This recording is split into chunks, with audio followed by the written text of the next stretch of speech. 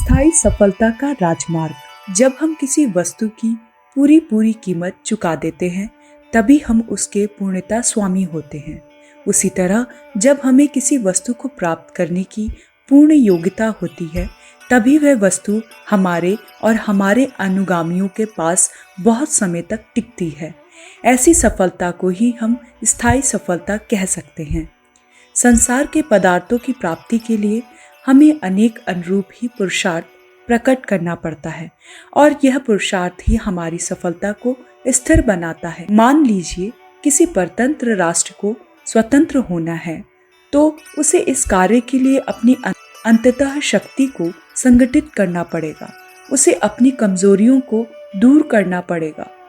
किंतु यदि उसे स्वतंत्रता प्राप्ति का यह राजमार्ग स्वीकार ना हो और वह बाह्य शक्ति की सहायता से उसे प्राप्त करना चाहे तो हम कहेंगे कि उस राष्ट्र की वह स्वतंत्रता स्थिर न रहेगी और उस राष्ट्र के पुनः परतंत्र हो जाने की संभावना बनी रहेगी। मनुष्य की उद्देश्य सिद्धि उसकी कार्य शक्ति पर निर्भर है। उद्देश्य सिद्धि उसके जीवन का प्रधान लक्ष्य है, किंतु उसके लिए वह अपनी कार्य शक्ति किस तरह प्रयोग करता है वह भी कम महत्वपूर्ण नहीं है। उद्देश्य सिद्धि तभी स्थायी होगी जबकि उसकी कार्य शक्ति का उचित प्रयोग होगा। साध्य हमें तभी सुखदायी हो सकता है साधन भी न्याय संगत हो। येन केन प्रकारेण प्रसिद्धो पुरुषो भवेत् वाली नीति यहाँ कभी स्थायी सफलता ना देगी। मनुष्य को अपनी कार्य सिद्धि के लिए जैसा उत्साह होता है वैसा उत्साह उसे कर्म फल के लिए होता है, वैसा ही उत्साह उसे कर्म करने में भी होना चाहिए। लोक सेवा का स्वाभाविक फल यश की प्राप्ति है, अतएव यदि कोई यश प्राप्त करना चाहता है लोक सेवा में भी वैसी ही रुचि प्रदर्शित करनी चाहिए। यदि कोई दानी कहलाने की उत्कट इच्छा रखता है तो उसे दान देते समय अपना हाथ भी ना सिकोड़ना चाहिए।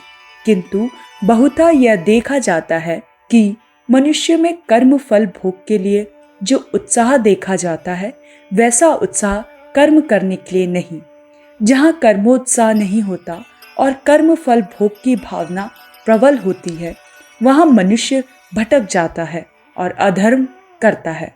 जिस मनुष्य के हृदय में अपने उद्देश्य की सिद्धि के लिए जितनी अधिक बलवती इच्छा होती है वह मनुष्य अपने उद्देश्य की सिद्धि के लिए उतनी ही तीव्र गति से अग्रसर होता है। किंतु अधर्म में प्रवृत्त नहीं होना है तो उसे अपने आप को तीव्र गति से कर्म में नियोजित करना चाहिए। उसे उद्देश्य को येन केन प्रकारेण सिद्ध कर लेने की इच्छा को भी अपने वश में रखना होगा। इच्छा की तीव्रता के कारण अन्याय पूर्वक सफलता पा लेने के लोभ का भी संवरण करना होगा। जोश के साथ वह होश भी उसे रखना होगा कि कहीं वह अनीति की राह पर ना चल पड़े। उसे अपना कार्य भी सिद्ध करना है पर इसके लिए अनीतिपूर्ण सरल और छोटे मार्ग पर भी नहीं चलना है। उसे अपना इष्ट साधन करना है पर उसमें आसक्त भी नहीं होना है। उसे अपने उद्देश्य को सिद्ध करने के लिए केवल इसी शर्त पर आगे बढ़ना चाहिए कि वह केवल न्याय संगत साधनों का उद्देश्य सरलता पूर्वक मिल जाने पर भी उसे अस्वीकार कर देगा। सच्ची उद्देश्य सिद्धि न्यायपूर्ण तरीके से ही हो सकती है, तभी वह स्थायी भी होती है। न्याय संगत साधनों के प्रयोग से मनुष्य को न केवल साध्य की ही प्राप्ति होती है बल्कि उसे साधन काल में अनेकों अन्य वस्तुओं की भी प्राप्ति हो जाती है जिनका की मूल्य कभी कभी उद्देश्य से भी कई गुना अधिक होता है। जो व्यक्ति न्यायपूर्ण तरीके से अपनी धनी बनना चाहता है वह धन पाने के अतिरिक्त अध्यवसाय मितव्ययिता आदि सद्गुण भी प्राप्त कर लेता है। जो विद्यार्थी ईमानदारी से परीक्षा पास होना चाहता है वह न केवल BA, MA आदि उपलब्धियां ही प्राप्त करता है बल्कि ठोस ज्ञान भी प्राप्त करता है। वह यथार्थ ब्रह्मचारी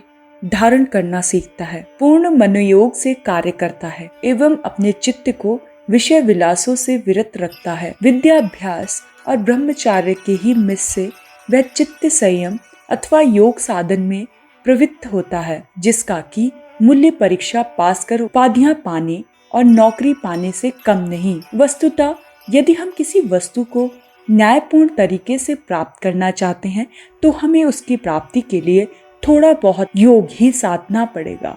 प्रत्येक कार्य की सिद्धि के लिए हमें संयम करना पड़ता है और संयम करना योग का एक मुख्य अंग है।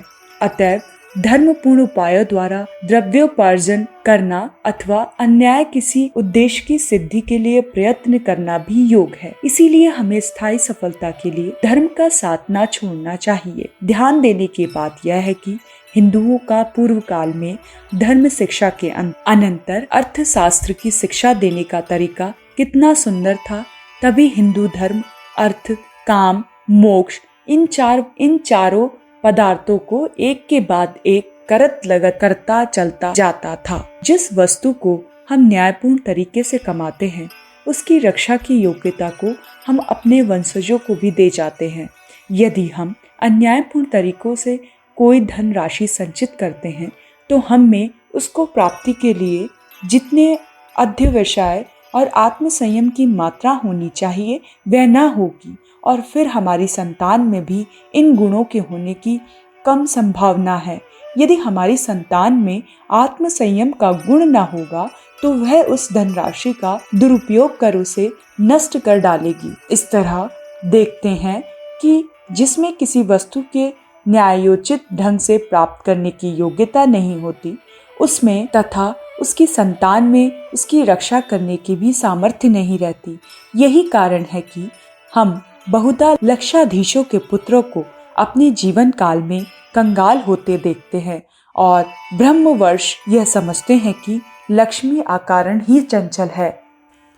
स्मरण रखिए कि जिस तरह पतिव्रता स्त्री पति को छोड़कर अन्यत्र नहीं रहती उसी तरह लक्ष्मी भी वहीं रहती है जहाँ लक्ष्मीपति भगवान विष्णु की पूजा होती है। अखंड ज्योति, मार्च 1949। हमारे YouTube चैनल विचार क्रांति दूत अखंड ज्योति पत्रिका को सब्सक्राइब करें एवं अगली वीडियोस प्राप्त करने के लिए बेल आइकन दबाएं। धन्यवाद।